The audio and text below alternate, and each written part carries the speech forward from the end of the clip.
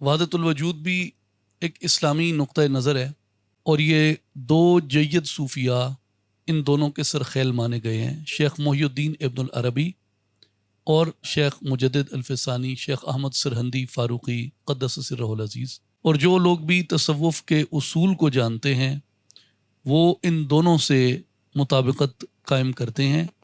اور اس پہ سب سے اچھا کام جو کیا ہے وہ شاہ ولی اللہ محدث دہلوی نے کیا ہے، جنہوں نے ان دونوں کے درمیان تطبیق کی کوشش کی،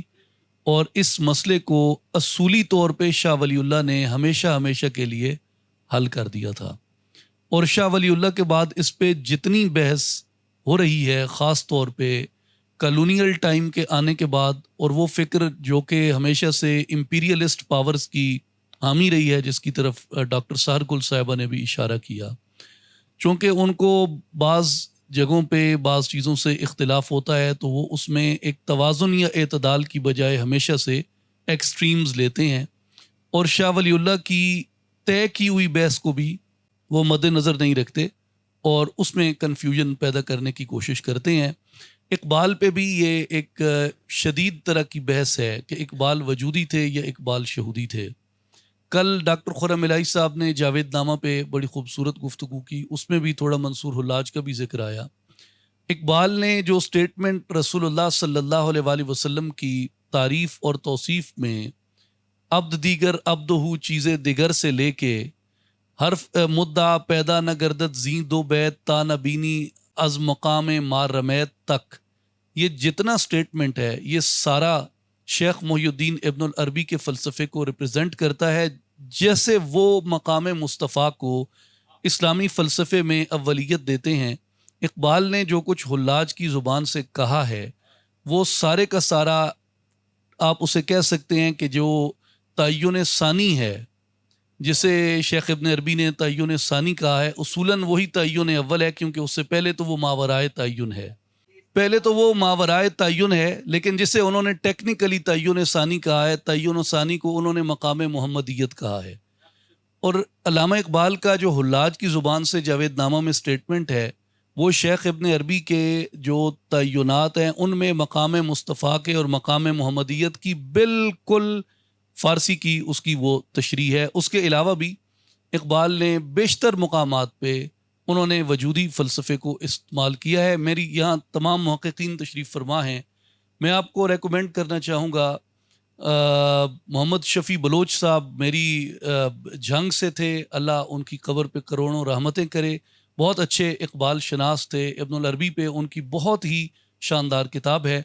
اس میں ان کا ایک مضمون ہے اقبال اور ابن عربی گریز و کشش کی داستان۔ آپ اس کو پڑھ لیں، آپ کو ساری بات سمجھ آ جاتی ہے کہ اقبال کا سفر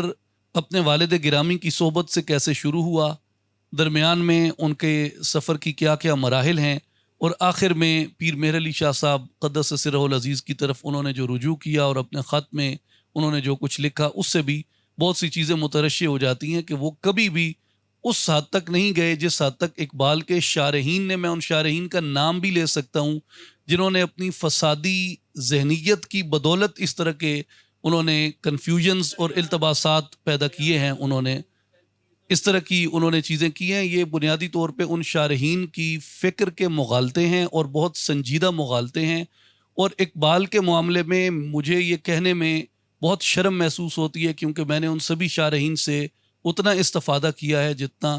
ایک بچہ اپنے استاد سے کر سکتا ہے، لیکن ان کا جو باعث ہے وہ پرسنل ہے، وہ انہوں نے جو تحقیق کے اصول ہیں اس کی خلاف ورزی کی ہے ان شارحین نے، اور اقبال کے ساتھ بھی ان لوگوں نے وحدت الوجود کے مسئلے پہ انصاف نہیں کیا۔ خود مولانا جلال الدین رومی رحمۃ اللہ علیہ کی جو مثنوی ہے اس کے بارے میں بھی مثال کے طور پہ جہاں حضرت مولانا جلال الدین رومی یہ فرماتے ہیں کہ زندہ معشوق است و عالم مردئی، جملہ معشوق است و عالم پردئی، اس کے اندر بھی بہت بحثیں جو ہیں وہ شیخ ابن عربی کو لے کے ہوئی ہیں، لیکن بنیادی بات یہ ہے کہ ہر ایک نے اپنے میلان طبع کے مطابق اس کی ہے،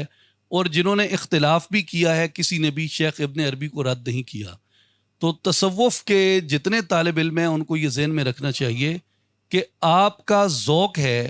کہ آپ شیخ احمد سرہندی کی طرف مائل ہیں یا آپ محی الدین ابن العربی کی طرف مائل ہیں، دونوں کی بنیاد کتاب ہے اور دونوں کی بنیاد سنت ہے۔ کتاب اور سنت کے خلاف نہ تو شیخ ابن عربی کا فلسفہ ہے اور کتاب اور سنت کے خلاف نہ ہی شیخ احمد سرہندی کا فلسفہ ہے۔ آپ کا ذوق طبع ہے آپ وجودی بن جائیں، آپ کا ذوق طبع ہے آپ شہودی بن جائیں۔ میرا ذاتی خیال یہ ہے کہ جو لوگ متصوف ہیں، جسے حضرت علی بن عثمان الحجویری رحمۃ اللہ علیہ نے کشف المحجوب میں فرمایا ہے کہ صوفی، متصوف اور مستصوف، تو ہم تو پتہ نہیں کس کیٹیگری میں آتے ہیں، لیکن جو متصوف ہے میرے نزدیک وجود اور شہود کی بحث متصوف کی ہے، صوفی کی نہیں ہے۔ جو صاحبان مشاہدہ ہیں، یعنی یہ وہ ہوتے ہیں جسے ہم کہتے ہیں پانی اچ مدھاڑی لاونا، پانی اچ مدھاڑی لاونی ہے، وجود اور شہود تو اچھا پانی تو نہ لبسی تے اس بحث تو اچھی مدھاڑی تو نہ لبسی، جتنی لا سکتے ہو لائی آؤ، کچی لسی ہے کھنڈائی بن جاؤ۔ باقی میرا ذاتی خیال یہ کہ جب آپ مشاہدات میں جاتے ہیں، مشاہدات میں امام جامی نے اس کا اصول طے کر دیا ہے، ہر مرتبہ وجود حکم